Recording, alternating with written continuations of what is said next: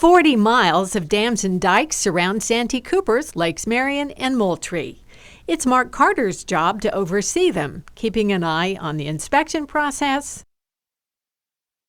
and the weather, not just here, but also in the upstate and parts of North Carolina. Rainfall there flows into Lake Marion. The lake system has a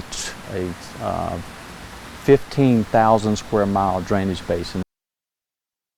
To prevent catastrophe, an overflow or dam break, water is released through the Santee Spillway to the Santee River. Carter says no water is routed toward Charleston because of this, the Panopolis Dam. The potential for flooding on the Cooper River is almost non-existent because we can't release a significant amount of water here. Santee Cooper engineers inspect at least monthly. They've used stakes here to mark some shallow slides caused by the historic rainfall. And it saturated the soil, and that water and that added weight causes the soil and the water to slide down the hill. Carter calls it maintenance. Repairs will prevent further erosion. This slide is on a backup dam built in the 1980s below the primary dam built in the 1940s. The backup, an earthquake safety measure, but he says no threat is greater than another. Because the consequences of failure are very severe, and so from our point of view, we try to look at all the threats and address them all appropriately. Carter says there are 3 levels of inspections year-round by company engineers, an independent inspector every 5 years, and a yearly inspection by the federal government. While that report is classified, a government spokeswoman emailed the 2015 inspection in June found no outstanding dam safety issues. While that may ease your mind, don't relax just yet. There are more than 2,000 dams regulated by our state. 86% are privately owned, and they look more like this. One of them is right here at Moss Grove Plantation in Moncks Corner. But one person who lives right here says, there's no dam in my neighborhood. This report says there is. How did it rate in the 2014 inspection? That story in the next half hour. We have 7 state-regulated dams here in the Lowcountry. 3 are in Dorchester County, 4 in Berkeley.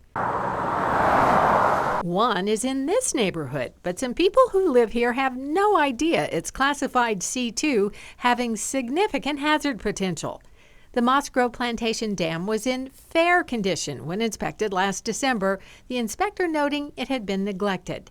The Homeowners Association president told me bids are in hand to clear the vegetation as outlined in this post-inspection letter. He says the dam had no issues during the record rainfall. When we think of a dam breaking, we think of a catastrophic failure. But Whitesville Fire Chief Tim Stevenson explains that's not what usually happens. Although we did have some levees or dikes that failed, they didn't actually fail at the dam or dike portion itself. They fell because of the erosion from the overflow of the water.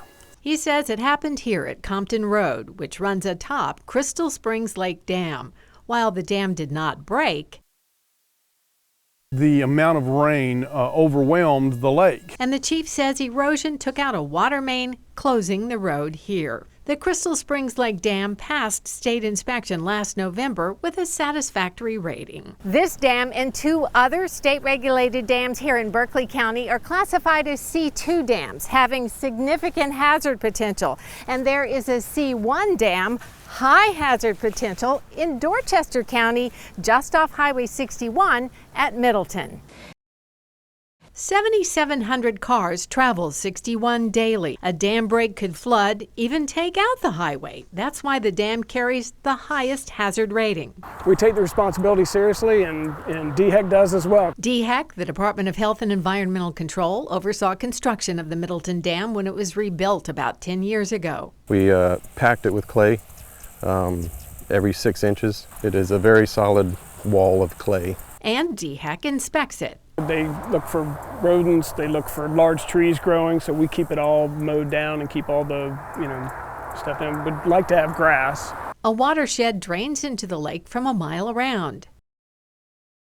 Video of the swamp shows how much more water was rushing toward the lake during October's deluge. The Friday before the storm, they sent out their notice to property owners, lower your water if you can. So we opened up the spill gates, opened that up. This round device is what Hollyfield is talking about. The spillover piped under the dam. And this is how it spewed out during the downpour. DHEC called constantly, and 3 or 4 people, I could hear the communications in the background. They almost didn't believe that it was working as well as it was, and so they kept asking, are you out there? Have you seen it? How close is it to going over 61? No water flooded the highway there. The dam held. It worked as designed here for sure.